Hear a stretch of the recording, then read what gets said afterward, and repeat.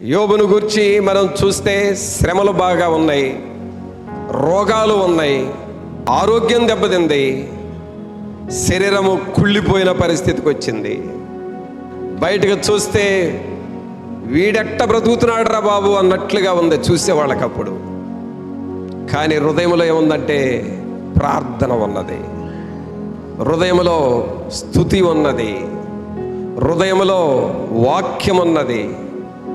యోబు నోటి మాటతో కూడా పాపము చేయలేదు అని ఉన్నది.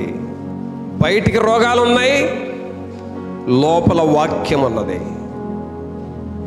లోపలున్న వాక్యము బయట ఉన్న బాధలను పోగొట్టి అతనిని క్షేమస్థితికి వచ్చాడు అని ఉన్నది. నీవు దేవుని మీద ఆధారపడటం నేర్చుకుంటే నీవు మరలా క్షేమస్థితికి వస్తావు.